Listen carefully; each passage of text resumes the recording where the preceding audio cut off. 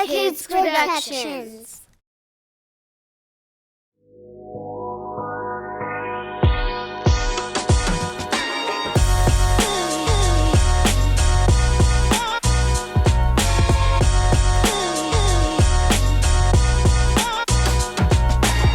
What's going on, folks? Welcome into another episode of the Final Drive podcast here at Sour Kids Production Studios. It is Alec. It is Makai back with us this week. Obviously, no Javante or DeAndre.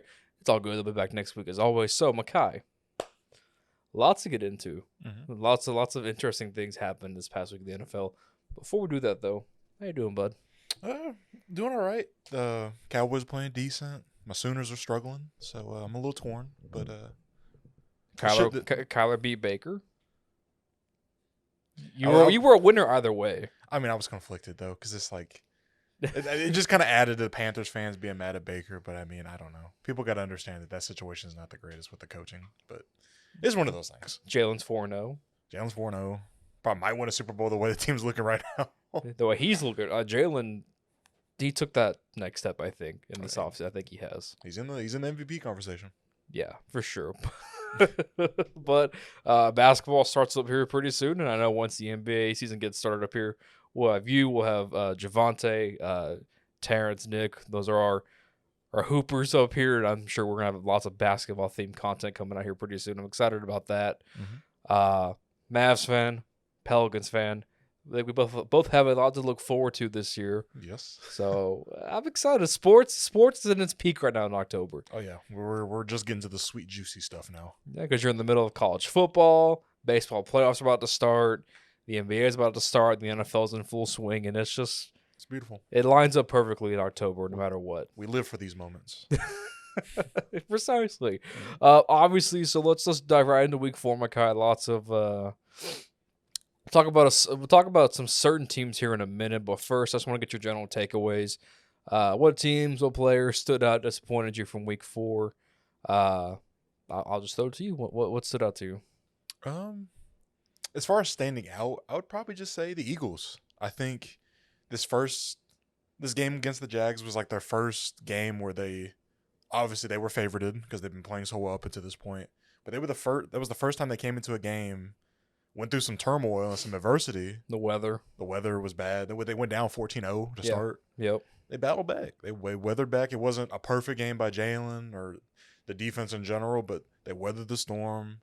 They didn't let the moment get too big, and because a lot of old Eagles teams, games like that, they'd blow up on each other. They start yelling at each other, start finger pointing, but they just all came together. They banded together like some brothers.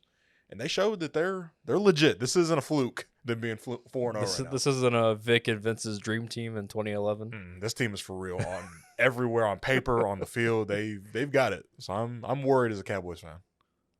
I mean, look, the Eagles. I think with the moves they made, getting AJ Brown, getting Jordan Davis from Georgia in the draft, even getting a steal and Kobe Dean, who I thought was a steal where they got him. Really, the emergence of Devontae Smith in year 2, where it's almost like a unique situation where I think he almost thrives better as a 2 than a 1.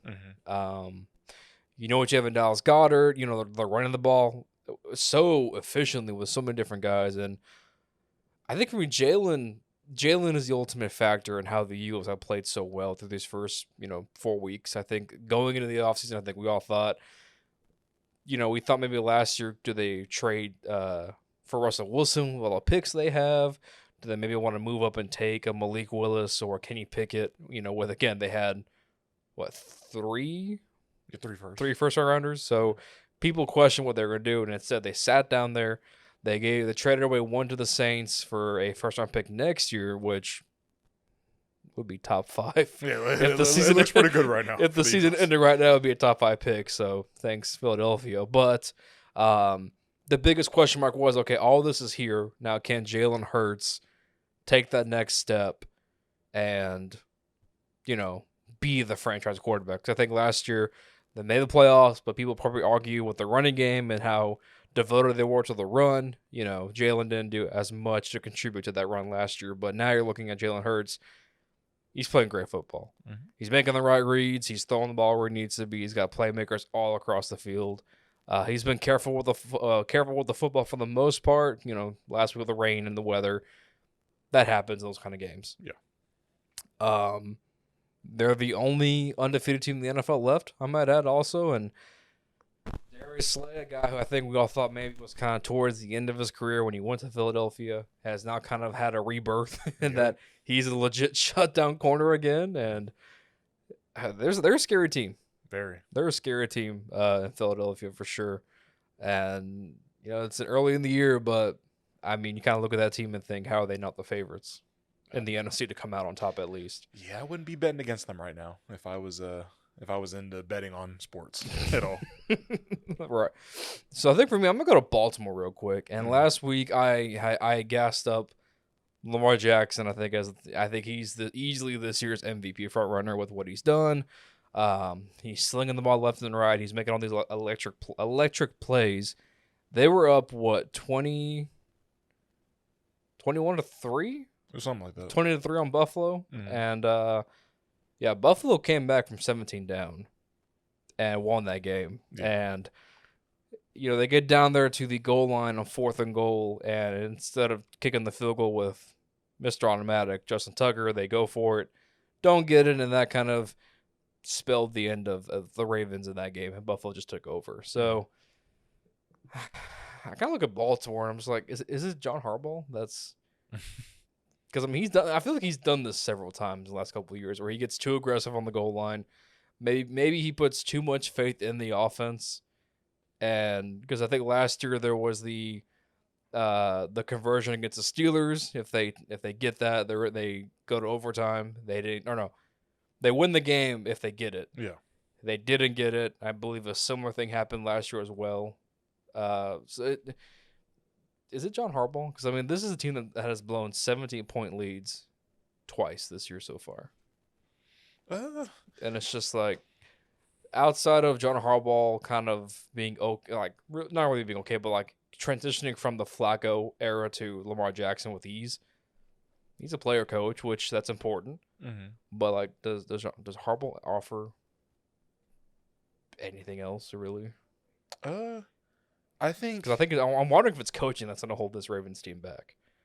I don't know. I think it's more about. Like, I think as far as, like, going for it in those situations, I think it's, like, he ultimately has a lot of respect. And trust in his players. And trust in Lamar. And, like, Lamar is the biggest X factor in the NFL because it's, like, even if you defend everything right, you take away the quick pass, you make him go through progressions, you take away his feet. You think you take away his feet. Yeah. And then he's ultimately what keeps defensive coordinators up at night. Like, he is the guy. You can do everything right, and he still makes you wrong, and that's scary. I think ultimately, they're just a little inexperienced on defense because they're missing. Jimmy Smith got hurt tore his ACL, and he retired. Yeah. Brought in the Notre Dame safety Kyle Hamilton, and he's looks like a box safety. You got Marcus Peters coming off the torn ACL from last year. Marlon Humphrey was banged up last year. Like, it's just a lot of guys coming back together, and then you got new pieces that aren't exactly fitting in seamlessly defensively. So I think it's more of like this team has been really fun to watch. So the expectations kind of soared, but now they're kind of getting humbled a little bit. But I think they are still I still predicted them to make the playoffs. And I think they still can do that. It's early on. They'll figure out the riffraff of the season. Because, I mean, that Dolphins game was one thing to give that lead to Miami they had, but this is a game in the weather where you seemingly Buffalo cannot hold on to a football to save their lives. Mm-hmm. And then you're up big and that. I don't know. I'm just throwing out thoughts is all. I feel like Harbaugh's kind of, I wouldn't say overrated, but just don't know the word for it. I mean, I think you are justified in saying that he is overrated because he's not really an X and O's guy. He's more of just a player's coach that like builds a decent roster and just like environment for guys just to be themselves and play their best. So yeah, I don't think he's the best coach in the NFL. Definitely not. No. I just kind of wonder in these game time situations, does Harbaugh really have like the best he doesn't have the best track record when it comes to these kind of things. But hey, I mean, who knows? I mean, the Ravens will be fine. But for Buffalo, on the other hand, to come back from this after losing to Miami last week the way they lost, kudos to the Bills. I think they found a way to win a scrappy football game against a really good team on the road. And now they carry that with them next week. But fun game to watch. The Lamar pass to Mark Andrews, but then got tipped in the air and then went to Duvernay. That, like you said, there's only so many things you can game plan for when it comes to Lamar Jackson. Yeah. And then he pulls off some stuff like that. And you're just like, well, that's Lamar. I've done all I can do at this point. Yeah. What about that game in Detroit? I didn't Seattle and 45-48. Two offenses I think people had a lot of questions about. And Jared Goff and Geno Smith, of all people, had a damn shootout. Had a shootout between the two of them. And who would have thought that right now, going into week 5, Jared Goff, statistically, with less weapons, is putting together a better year than Stafford so far in LA. But look, Detroit, they're a top 5 offense. I believe they lead the NFL in points per game at 35, but they allow the most points in the NFL defensively. So, I mean, kudos to Detroit, I guess, for being number 1 in offense, because I don't think nobody expected the Lions to be this efficient on offense. I would hope not. I would hope nobody would have a pipe dream like thinking, oh, yeah, this, you know what? They're going to be the new Chiefs offensively. There's no way. But hey, they're number 1 for a reason, so I'm loving it. I'm happy for the Lions. I mean, it's cool, but I mean, ultimately they're not winning games, which is like the ultimate thing. So I mean, honestly, I think they're a little too explosive on offense, and that's kind of hurting their defense because it's like their defense will give up a long drive, they'll go out and score like in 3 plays, and then the defense is right back out there, and they didn't even get to sip on some Gatorade, so they're dog ass tired and going back out there again to go get worked. So, but I mean, it's cool. It's cool for the Lions to be good at something. It's something to talk about. Yeah, they're putting up points. Yeah. Who would have thought? They're giving up a lot of points. But losing the game. But they're matching. Almost. They're almost matching. Almost. Maybe next year. Once they get it figured out defensively. And hey, how about this for Geno Smith, right? Geno Smith, we knew what he was at West Virginia. Kind of had a real crappy time with the Jets. Backs up Russ in Seattle last couple of years, and hey, they're tied for first in the NFC West. No, they're second in the West. Yeah, Geno Smith of all people, who would have thought? I just think it's kind of like that thing in not baseball, but basketball, where like you're on a bad team and you score 20, and this guy's a transcendent, scoring talent. Somebody's got to score. So Bradley Beal. Yeah, Bradley Beal, Devin Booker. Somebody's got to score. But I mean, I think it's the same way with Geno Smith's not. I really hope the Seahawks don't see this and like, you know what?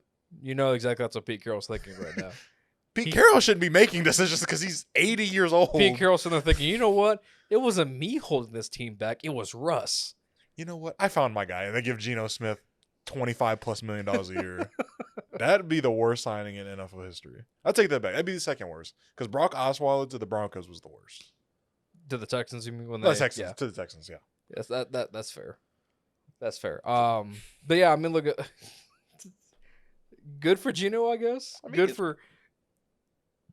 for DK Metcalf fantasy owners. Yeah. Speaking of DK, did you see what he said? What he had said when he got carted off. The reason why he got carted off. Oh yeah. Because he said that clinch walk wasn't going to make it to the locker room. I said, hey, he couldn't pull Lamar. I feel that. I understand we're not similar whatsoever, me and DK, but I understand him. I understand what he's going through. All the greats have their Paul Pierce moment. I'll never forget when Paul. And he acted like he hurt, and he came out, had this like crazy like Muhammad Ali trot. Like, no, dude, he had to use the damn bathroom. We all knew what he was doing. Credit to him for figuring out a way to get a creative way to get off the court using a damn wheelchair. And then you hype the fans up by coming back out of the locker room like you just miraculously healed. Yeah, as if he kudos to him for that. Yeah, as if he tore his ACL and just he reached into his leg and fixed it and came back out there. He said, "You know what? Kobe would have played through this." Mm-hmm. So I mean, hey, But no, no. I understand what DK is going through, though. I Oh really yeah. do. What else has stood out to you from this past week of football? Honestly, gonna sound like a little bit of a homer here, but I'm gonna say Cooper Rush.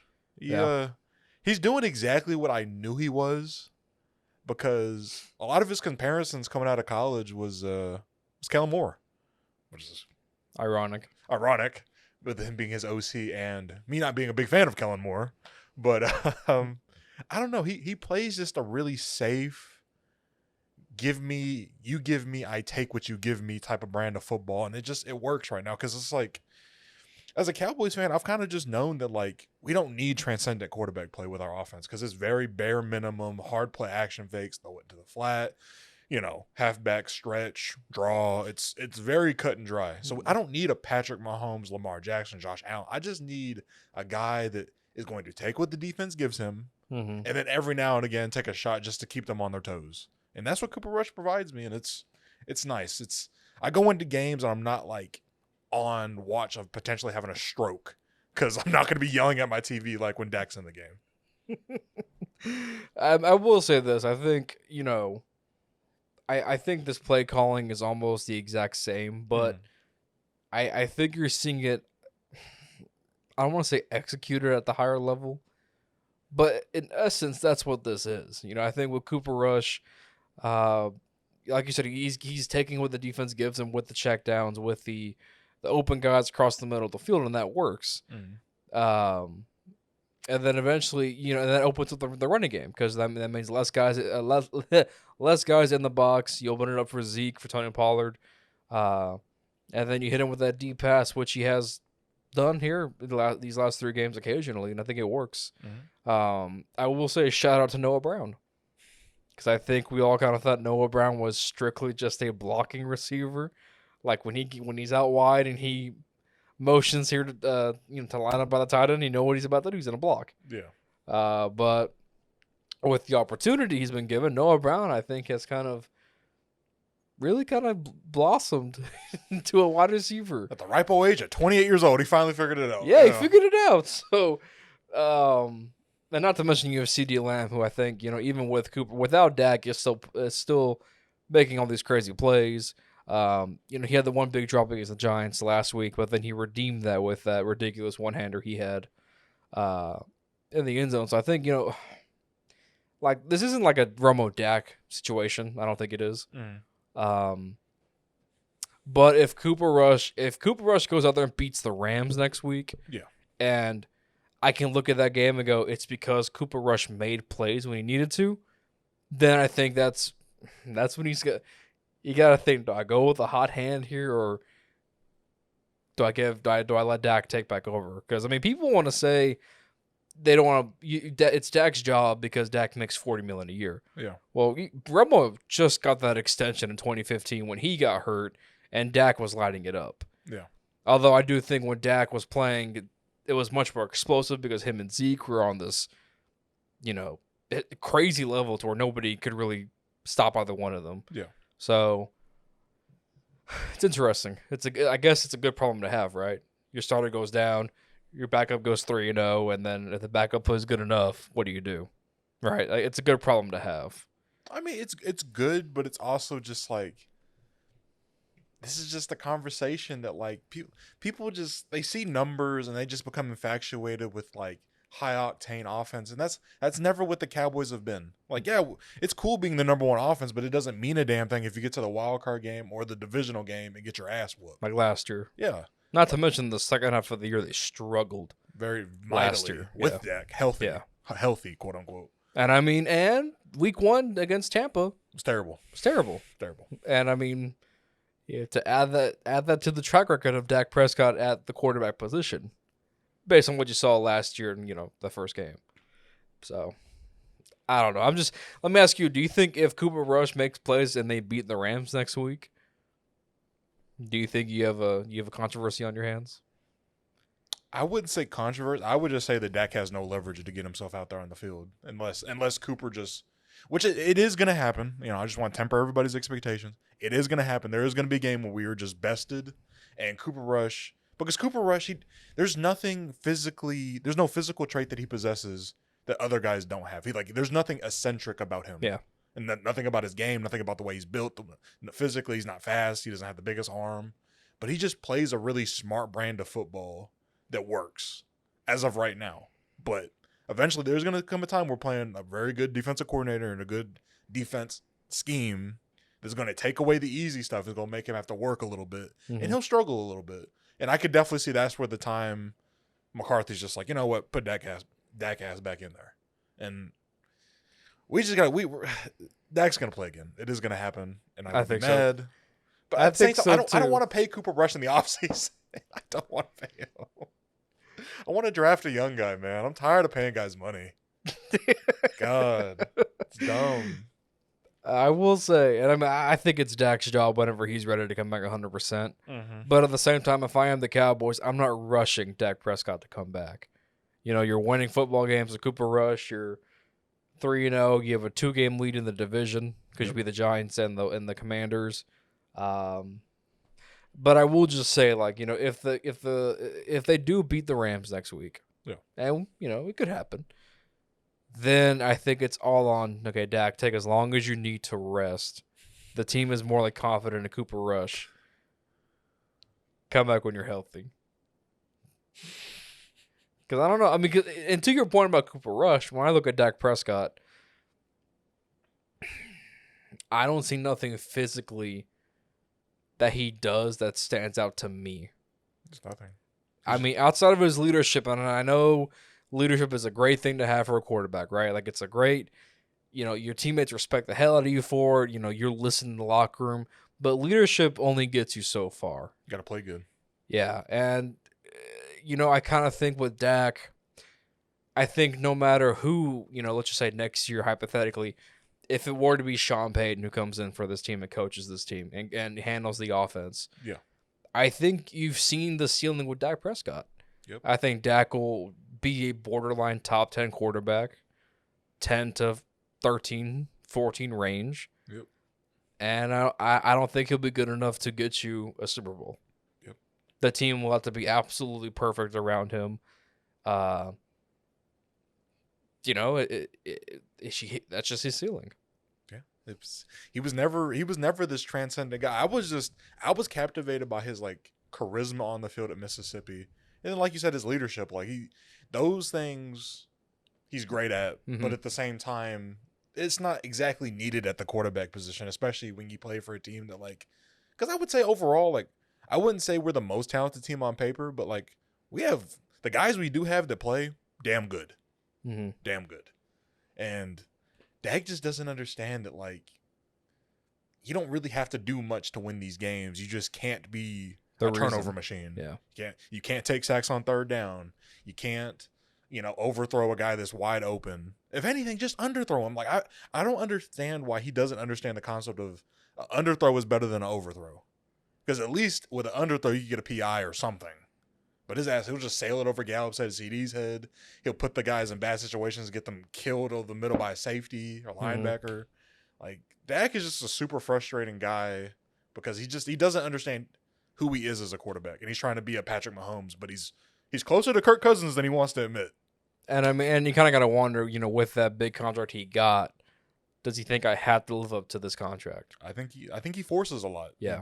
He just, you can see the gears turning in his head because he knows that, like, with Cooper Rush playing so good, people are starting to question, like, is Dak really the guy?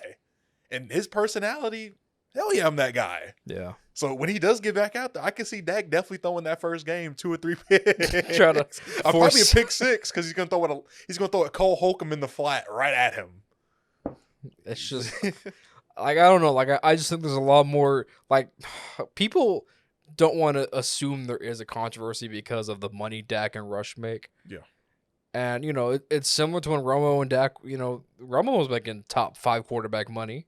Mm-hmm. And Dak was coming off, you know, a 4th round pick rookie's contract, which is nothing. Yep.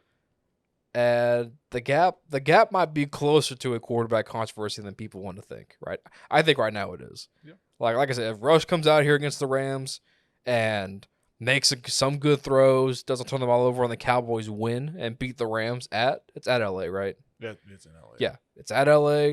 It's a primetime Fox game of the week, I believe. Mm-hmm. People will be talking a lot more than today, but people will be talking about, is there a controversy? Mm-hmm. And Jerry Jones said it himself that he wants to have this controversy because it keeps the Cowboys, keeps them relevant, and we'll see. We shall see. We shall see. Let's talk about those Rams real quick, who the Cowboys will be playing Sunday, because obviously Monday Night Football was not kind to them. The Niners were not kind to them at all. Kyle Shanahan now has won 7 in a row against Sean McVay.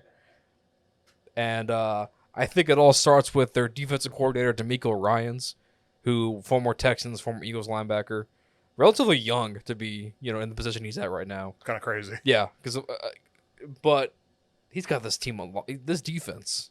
It's humming. This defense might be one of those 2013 Seattle Seahawk type, it can carry a team type defenses. And say what you want about Jimmy G, he's not turning the ball over. He's getting the ball where it needs to be. And he in the running game is doing its thing with Jeff Wilson, go Mean Green, carrying the ball. The Niners, man, I don't want to say the Trey Lance injury might have been the best thing for them, but there was chatter that the Niners were thinking now that, okay, well, now we don't have to wait on the rookie quarterback to learn and develop in game time situations. We can go try and compete with Jimmy Garoppolo. Yeah. And that, I don't mean that to be negative towards Trey Lance, but there was chatter in the locker room that now we can go out there and compete. Yeah. With what we have. So, but we're not talking about the Niners. We're talking about the Rams, because the Rams obviously struggled. Matthew Stafford apparently only knows Cooper Rush. Cooper Kupp. There we go. It's implanted in my head now. Cooper Kupp. Cooper Kupp had a monster game, but literally nobody else. Nobody else touched, even sniffed the rock. No. So, some of the Rams, are you a little worried about this team right now? I think the biggest question mark was not the weapons, because they got Cooper Kupp, Allen Robinson just being poorly used in the offense. He's still there, still good. I just don't know how you paid Allen Robinson and he's virtually had no real impact on this offense. I think they brought him in and they didn't fully understand what Allen Robinson is, because you don't really see much of him.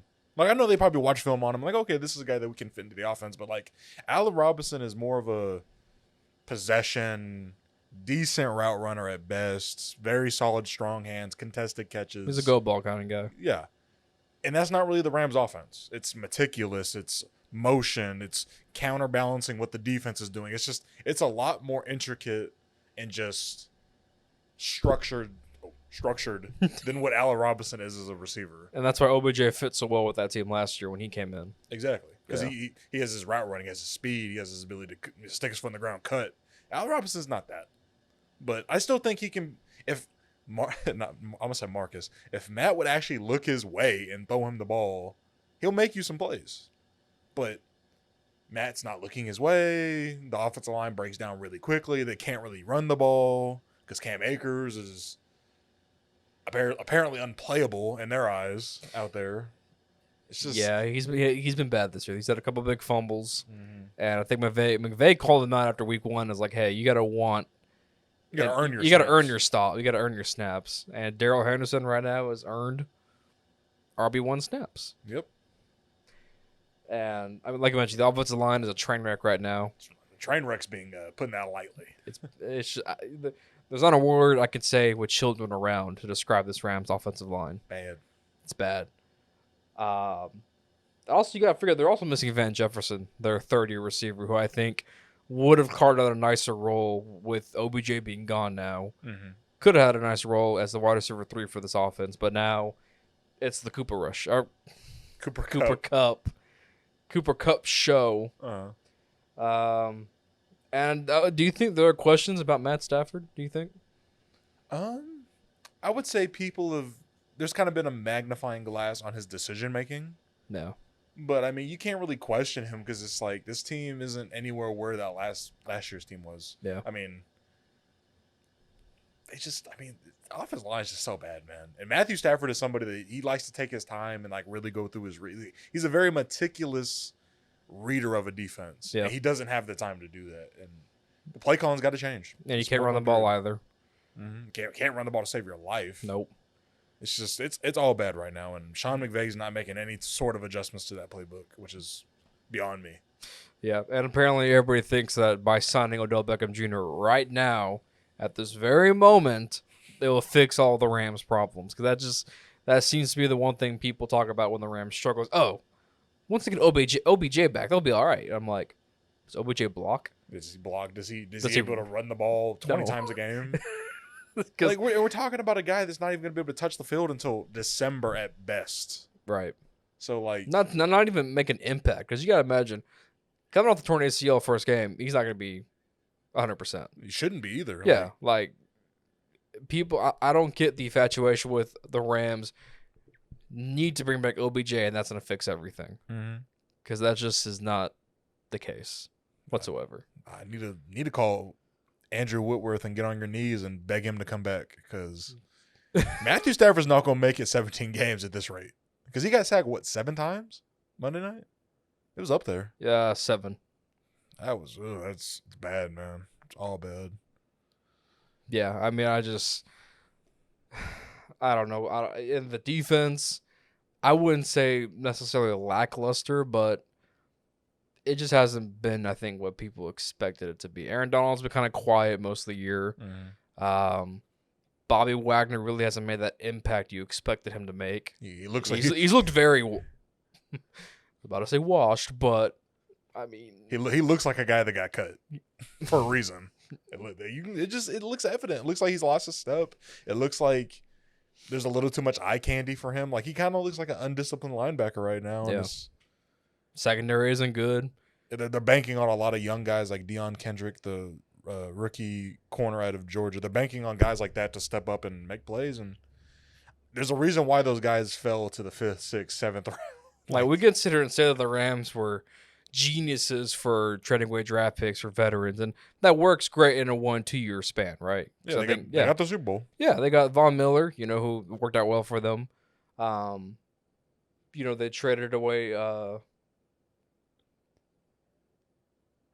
Had a brain fart. I'm sorry, I don't know where I went, but it's one thing to talk about the cap and moving the cap down to work best for your team, and that works. But I think with the Rams now, like you said, you're seeing a team. This looks like a team that doesn't have a lot of rookie talent. Yep. They're banking on veterans and players that you've had developing in the last 2 or 3 years to kind of come through. And right now, you're not seeing that investment pay off. Not at all. Yeah, so we'll see. Because the NFC West is kind of a tight race right now. Seattle's kind of surprised a lot of people.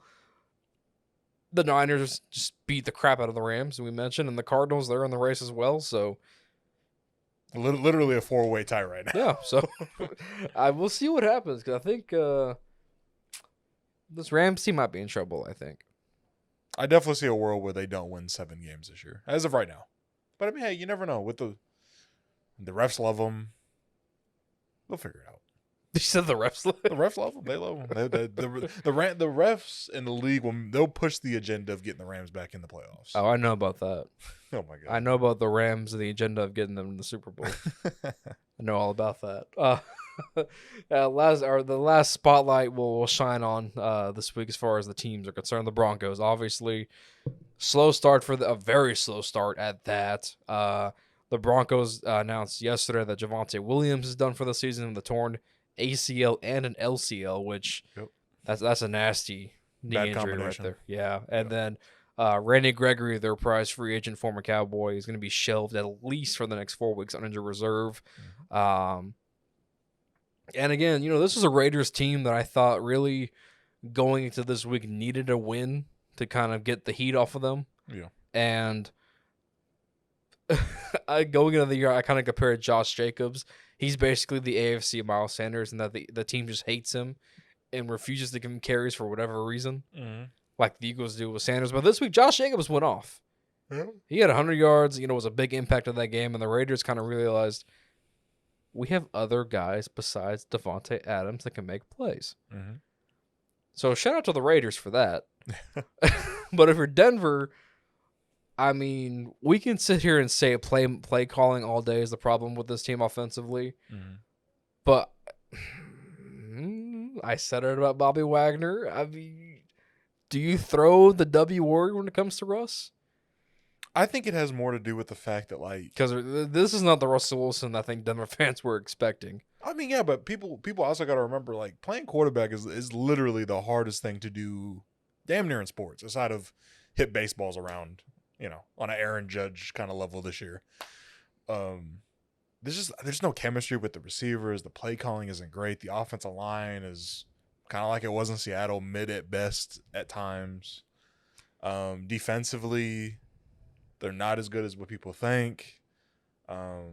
Signing Randy Gregory was just like, it was so unneeded. Like, dumb signing in my opinion. They should have spent that money somewhere else. They Preferably lost on the offensive line. They lost Simmons, I believe, right? No. Simmons is still there. No, but he's hurt. Yeah, he's hurt. He's Yeah, he's banged up. hurt. Yeah.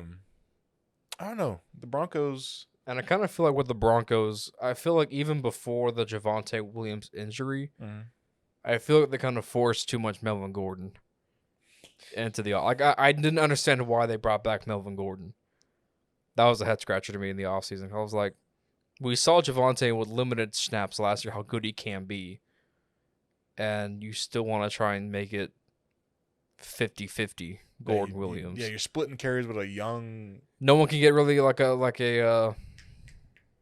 what's the word? A rhythm going. Yeah. Nobody can get in the zone if they're coming out every 2 or 3 plays. I just don't understand splitting carries like young stud like Javonte Williams. You're splitting carries with damn Humpty Dumpty that can't hold on to the damn ball. I don't get it. Not to mention his stance. It's a lineman stance almost. It's bad. It's all bad for the Broncos right now. But I think Russ and these receivers are finally gonna figure it out. And Nathaniel Hackett still kind of just working his way out. Still is a play. He's still a somewhat young play caller. Right. And his first time being a head coach. It's a little much for him. I think they figure it out. They sneak in as a wild card. Yeah, because I mean, the broadside is with Denver. You're in the AFC West, right, where the Chargers are all kinds of banged up right now, and they're hurting. The Raiders, as we've seen, the Raiders have had their struggles this early in the season, and right now the only team is the Chiefs. Yep. So you're still very much in this race, but you just got to figure it out. Yeah, you got to figure it out sooner rather than later. Yeah, because now you can't you don't have the luxury of it's week 1, it's week 2, we'll figure it out and get going. So, yeah, if I'm Denver, I'm a little concerned here. They'll right the ship. I think losing Randy Gregory is big for them because I think they'll see that they didn't really need him because I think finally now we're going to get to see a little bit of my guy Nick Bonito play. Took him in the high second round draft pick and hasn't got to touch the field at all. So I think he's gonna go out there and he's gonna show that he's exactly what the Broncos need right now because he's not only a pass rusher, he is great in the run game. Okay. Okay. I get behind that. Yeah. Just some last quick notes. I'll say about week 4. Obviously, hope Tua was okay. Hopefully. I know DeAndre isn't here right now, so it's a nasty hit he took. I think the NFL. This was probably the worst case scenario for the NFL when you saw him go down Sunday against the Bills and then come back and people were questioning why is he back in the game, and then obviously took a very scary hit Thursday night. Yep. And the NFL's thinking that's worst case scenario for us because now we had to investigate, and they fired the physician, the independent neurologist. As he should have been. Yeah, he was. There was going to be a fall guy, hence him. And yeah, so we hope Tua was okay. I think they already declared him out, so he'll get the week off.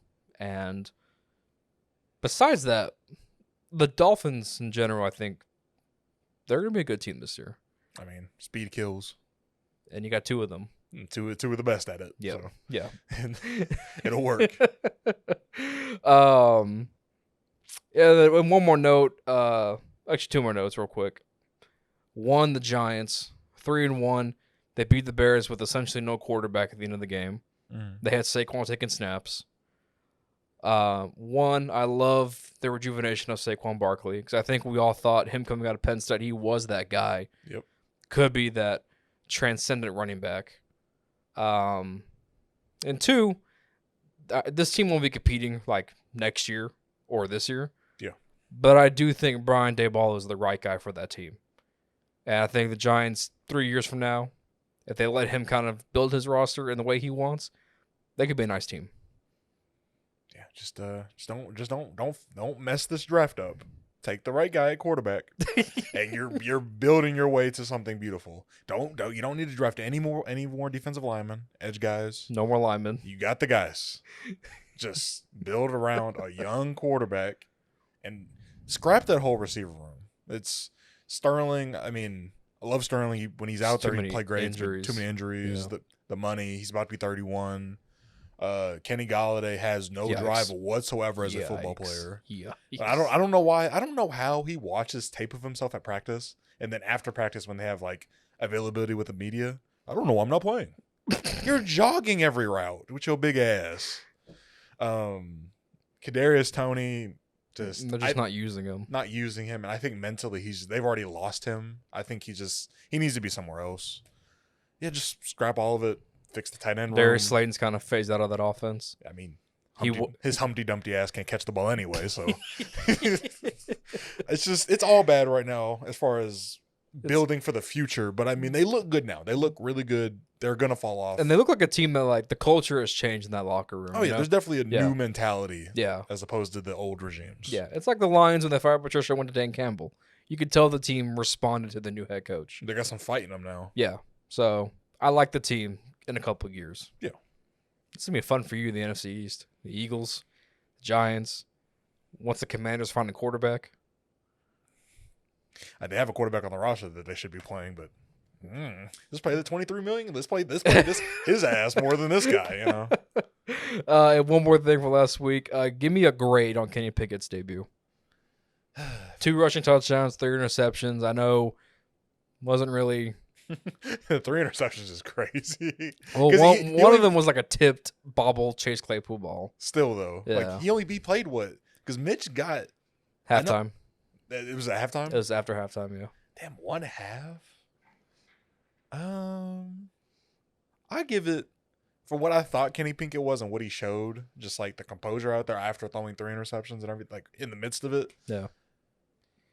I'll give it a B-. That's the same grade for me. I think, especially considering that, during the game, the announcer said that when they watched practice all week, Kenny Pickett was not practicing with the ones, not getting any working with the receivers or the backs or tight ends. He was strictly like scout teaming and just kind of watching and observing. Yeah. So I think for a guy to come into an NFL game, say what you want about the Jets, but it is an NFL game nonetheless. Yeah.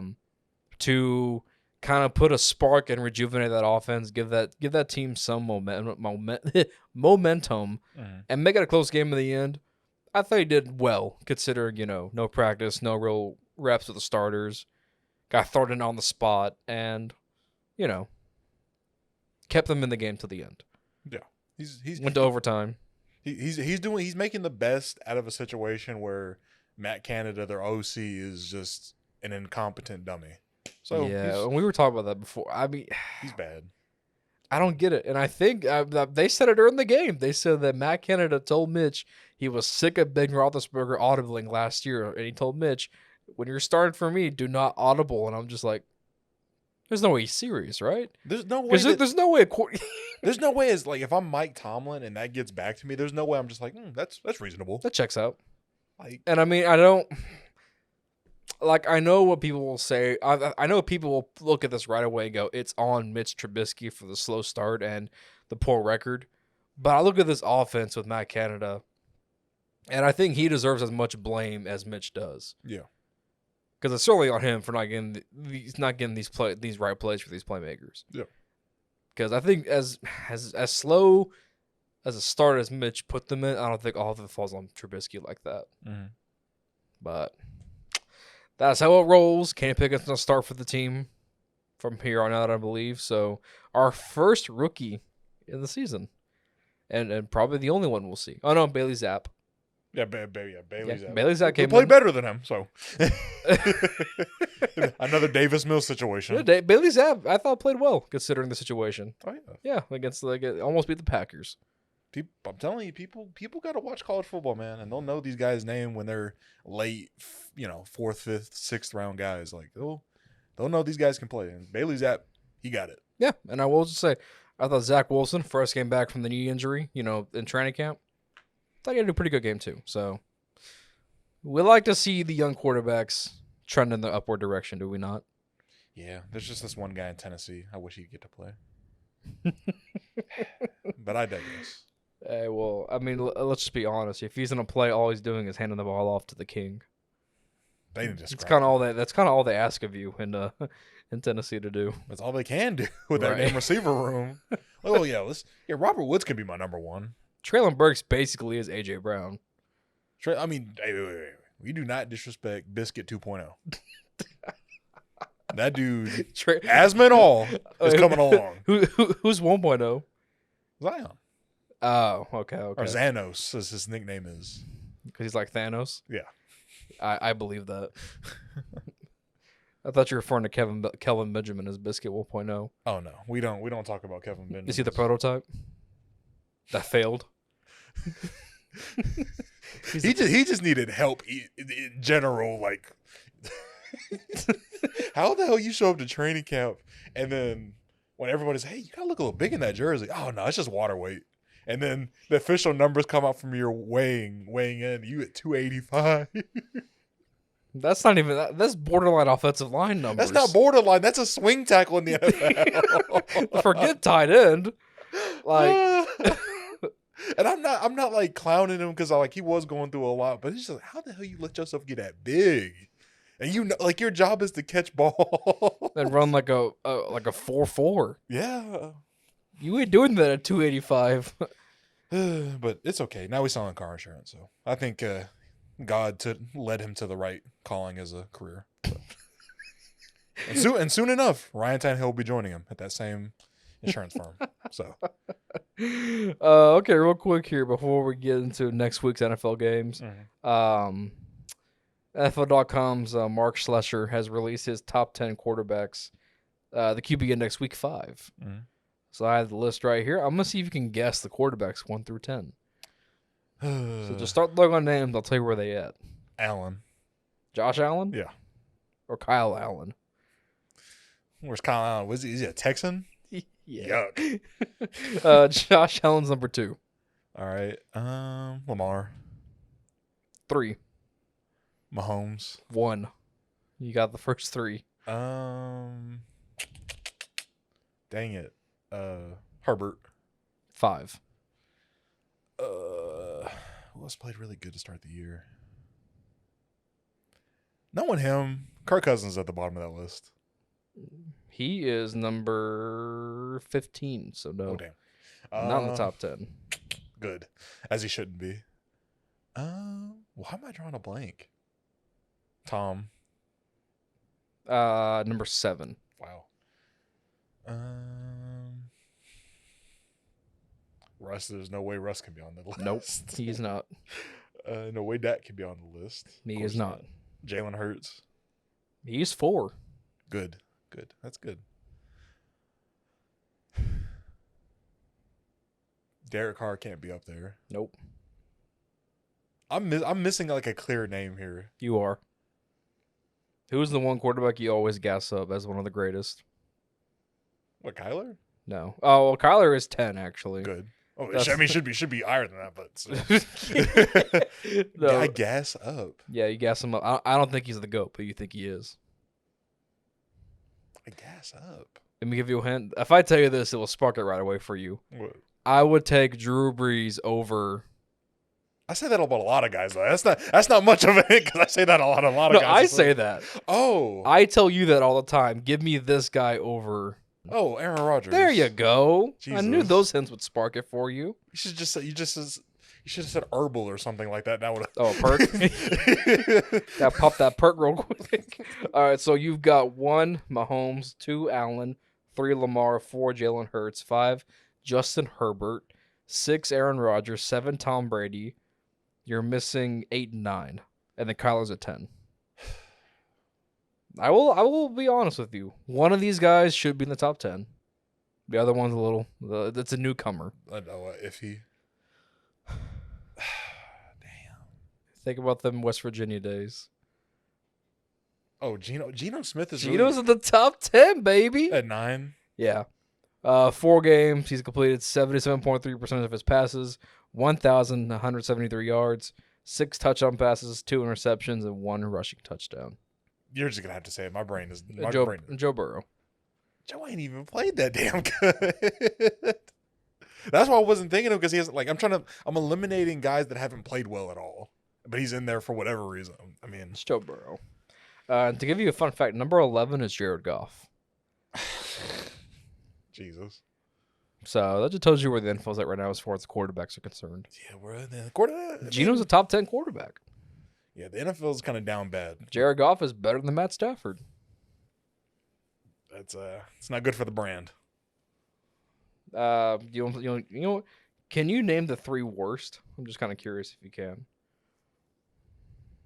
Let me guess. Davis Mills is probably down there. Yes. Okay, so for the sake of this, they have Kenny Pickett and Bailey Zapp at 32 and 31. Because I mean, I'm not gonna include them. So Yeah, the 3 worst besides those 2. you're just gonna have to say it. Fields. Oh wow. His numbers are not very good. Yeah. Granted, I understand situation isn't very good for him. 50% completion percentage, 2 passing touchdowns, 4 interceptions. Yeah. And then there's one more. And there's one more you're not gonna like. It's one of your boys, Who? Baker Mayfield. 54 completion percentage, 4 touchdowns, 3 interceptions, averaging 6.4 yards a pass. Justin Fields and Baker shouldn't be down there.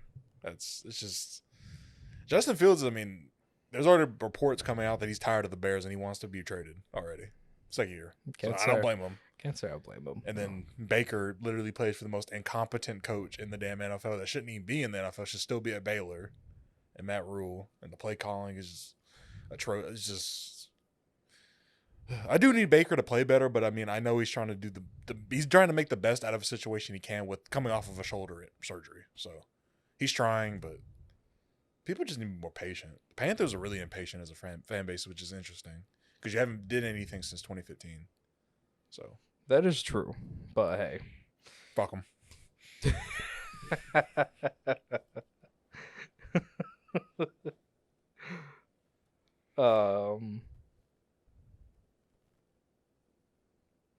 I'm sorry. I thought I saw something that was newsworthy, but maybe it's not.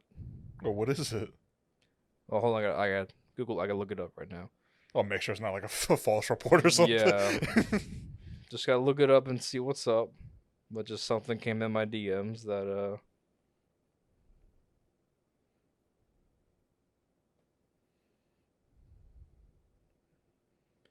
interesting. So there is something to this. What is it? So Von Miller was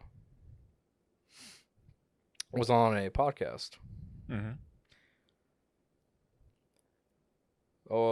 And he says that he would love to see Odell back with Buffalo. However, he says OBJ is going on a tour right now to different NFL team facilities.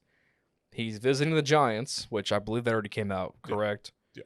He's visiting the Saints and Tampa. So, interesting. Dude's just ring chasing, dude. That's so bad. Interesting. Ring chasing in football is crazy. Interesting. Yeah, I just that just came through my DMs, and I wouldn't fact checked. Came through as legit. So, OBJ visiting the Giants, Saints, and Buccaneers at this moment, and it looks like Von Miller's slowing his pitch to come to Buffalo. So, if he goes to the Saints or the Giants to play with Daniel Jones or Andy Dalton, Odell Beckham thoroughly needs his ass whooped. I didn't say anything. I mean, y'all don't even need another receiver. Y'all offensive line could use some help, better play calling. I think you have everything you need outside of that. It's the quarterback. I mean, Eddie Dalton, he played pretty decent. I thought Dalton played enough to where he should be the guy until Jameis is healthy. I mean, until Jameis is, I mean, I would never play Jameis again, personally. But I see that. But I think Jameis, at the end of the day, I think Jameis is more talented than Andy Dalton. I mean, that's not outlandish to say that's a given. He's more talented, and you got to kind of hope the injuries maybe will make him play better. Because, I mean, say what you want about the injuries, but he still made horrible throws these first 3 weeks. So, I don't know. That's interesting, though. OBJ are going to visit those 3 teams. We'll see what happens. That's it's very interesting. Go be a fashion icon or a family man. I don't know. Do something else besides play football. Jesus. Huh? Odell needs to go do something else besides play football. I don't know. Let that man live. God. He is living. He's doing a damn press tour for who wants me. Like, that's the most because the Rams showed us that there's something there still. Odell is doing the most just BS thing I've ever seen in my life. But I mean, hey, if he's having fun, have fun. Hey, let him have fun. I'm not gonna play in December anyway, so if he wants to go back home to the Giants and make good with the Giants fans, so be it. If he wants to go to Tampa and try to help Brady win one more time before Brady retires, so be it. If he wants to go back home to New Orleans and play with Landry and Tyrann Mathieu on the Saints, because that's kind of the hometown team thing, so be it. If you want to go to the Rams, don't do that. That's because the media will just fuel the fire that, the Rams are going to be great again. But it's like, why would the Buccaneers want him? Like, yeah, they signed Julio. Well, actually, they lost Cole Beasley. Cole Beasley retired today. Good riddance. They're down a receiver. Yeah, his ass can go get vaccinated now. Still won't. Tom needs more weapons. Tom needs offensive linemen to block for him. Tom needs more weapons. He's 45. He needs more weapons. Also needs to find a good divorce lawyer. They already got that, apparently. TMZ's told us him and Giselle got that. They're working on that. Sheesh. Yeah, big sheesh. Yeah. My goat, though. My goat. Yeah. My goat. I'm not going to say it, but my goat. Very quickly before we wrap up today's show, let's do our Week 5 picks. Mm-hmm. As you know, Makai, here we do it Fox style, so give me an upset, give me a lock for the week. I'll give you a moment to pull up your schedule. You go with your first lock. All right, I'm going to go with my lock. It is going to be...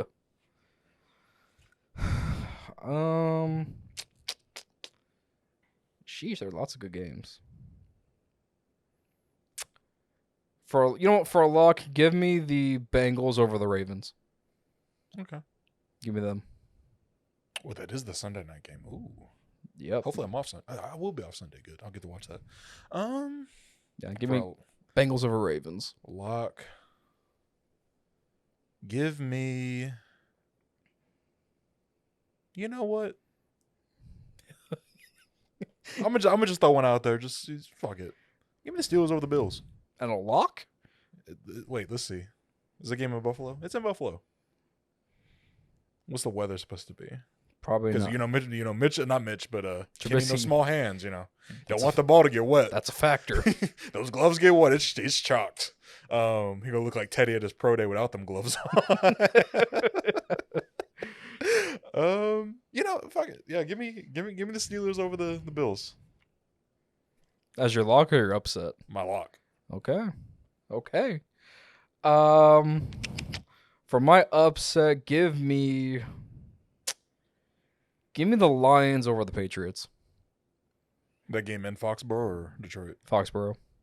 I can see it. I can see them going to that building. Give me Detroit. Give me the Lions win, and then people immediately start to question Bill Belichick after this game. Brandon Marshall did make was that Brandon Marshall that went on and said something about that people aren't talking about Belichick's low key on the hot seat. He should be. Did he thinks it's Tom. So he should be. I mean, we'll get into that in a second. But yeah. Give me your upset. Give me the Cardinals over the Eagles. Oh, another week of your OU quarterbacks. Yeah. So you can't lose. I can't lose, but at the same time, I don't need Kyler and the Cardinals to go down 2-3. So yeah, I need them to keep pacing this division that is all tied. And keep the chatter off Kyle Murray's back. And they're in Phoenix. I think they're finally kind of hitting their stride. Rondell's back. Marquise is healthy. He's playing great. Yeah. the chemistry with him and Kyler is seamless from Oklahoma. So Yeah. I think they roll and 2-touchdown win against the Eagles. Okay. Yeah, but you want to talk about Belichick real quick? We can. Let's do it. Yeah, because I mean, it's interesting because now I think in 2 years post Tom Brady era, I think we could look at the page. I think we all kind of agreed maybe 50-50 or 60-40 Brady Belichick, right? As credit to the success of the Patriots dynasty. Mm-hmm. I think now I'm more than confident in telling you it's like 80-20 Brady Belichick. Because, I mean, I will say, like, Bill has been great at building defenses and at finding these hidden gems or, like, these free agents that, you know, people thought were washed and done for, and they contribute that 1 year they're there. Yeah. As you see, they re-signed Jamie Collins yesterday for, like, the 8th time, it feels like. It's damn so near Jamie 8. Collins is back. Yeah. But he doesn't draft offensively very well. Mm-mm. He doesn't know how to build an offense very well. And I just kind of think if you're going to want what's best for Mac Jones, because I do like Mac Jones. Yeah. I think if you want what's best for Mac Jones next year going forward, because that'll be his 3rd year. And I believe after the 3rd year is when you can open up like contract talks. Yep. So if you want what's best for Mac Jones to build an offense that allows him to succeed the most, you may have to consider telling Bill, hey, why don't you just, you know. Yeah, you get the Pete Carroll treatment. That might be The- harder. the It might treat- be harder. It might be harsher than that. It might be like a, hey, you can either step down today or we'll fire you. Oh, he gets the Herm Edwards, the talk. The Arizona. they caught him. The Hey, Arizona- coach, yeah, pack your shit when you get to the locker room. I mean, and I also do think that if you're gonna fire, if Bill does step away, you just scrap every bit of Bill Belichick from the facility, right? Yeah. Like Matt Patricia cannot be getting jobs. Like I don't know how they fired Patricia from Detroit, and he goes back as an offensive consultant, and then this year it's him and Joe Judge Split and play calling. split and play calling, and I don't know how that works. Neither one of them are offensive guys. No. Joe Judge was a special teams guy, Yes, and then Patricia is a defense. defense. So I just don't understand how, like, if you want your rookie quarter or your young quarterback to grow and develop, you have those two bozos calling plays, and you have Bill Belichick sitting here going, "I'm just worried about the defense." It doesn't make any sense. So I just kind of think if you already go in that direction, you just scrap everything about Belichick in that facility. Just start over entirely, That or just like actually get a damn offensive coordinator. and get a GM. Yeah, get a real GM. Yeah. So Because, I mean, Marshall's right. I think if the Patriots continue to struggle, and then you're talking about last year that made the playoffs, and which is cool and all, but, like, if they don't make the postseason at all and aren't even in, competition for it, yeah, you might get some serious buzz. I could see it. I mean, I could see somebody definitely wanting that job, like a kind of up and coming coordinator. Like that's a decently attractive job. You got a loyal fan base. You got the crazy tradition of winning. That does come with expectations, but Yeah. I don't think that's something that somebody would shy away from. And I think you have a very patient and understanding owner in Robert Kraft as well. Like, he'll help you build the team that you want. Yeah. As long as you can help produce wins. Exactly. But no, that's a great point. I think at the offseason, you might hear some chatter if they don't do well. Because, I mean, Devontae Parker and Nelson Aguilar aren't cutting it. Yeah, I mean, at this point, Devontae Parker's almost 30 years old. You can't really expect a guy to come in and he's the guy. Yeah. And then you sign. I mean, They kind of went with the by committee receiver approach with Jacoby Myers, who was a gem to them, yeah, and then you had Kendrick Bourne from the Niners, and then Nelson Aguilar, who came over from the Raiders after his one good season. So it was definitely just these are some guys, they can catch the ball, they run decent. I mean, and again, I don't get how you drop money on two top tier tight ends. I thought in Hunter Henry and Jonnu. And Jonnu, I thought, like, when Jonnu got to New England, like, with the way they used him in Tennessee, I kind of got, like, Aaron Hernandez type Is that kind of vibes. skill set? Yeah, like, as far as, like, a versatile playmaker, not even a tight end. Yeah. But he gets a big body receiver. He took some reverse handoffs with the Titans. Mm-hmm. Just not a killer. But I've yet to see that It's at been all. very much underutilized. Yeah. They're just running 2 tight end sets, which that's not what he does. And they can't draft offensively either. Yeah, they take a third round graded guard at first round. And they took kid from Baylor. Tyquan Thornton. Yeah. When there was other better receivers on the board. Yeah. So it's something definitely I think at the end of the year, if they don't make the playoffs, I think there's deservingly so to be chatter about that. Oh yeah, there's definitely gonna be some rumblings. It's gonna be interesting. And I think it's gonna wrap it up, Makai. I think that's gonna wrap it up. Do not forget, folks, like, subscribe, and share. Comment any questions you have. Any questions you want us to answer, please feel free to do so. And as you guys can tell, we're on the TikTok. We're on the up and up on TikTok now, making Would You Rather sport videos, and we're gonna do a lot more fun content, not just with sports, but comic book, movies, video games, yada yada yada. We're gonna have all that for you guys on TikTok at the Final Drive Show. So excited about that. And any last words from Kyle before we sign off? Fuck Texas. Hey. Until next week, folks, you're going home with the Final Drive. Until then, see you guys next week.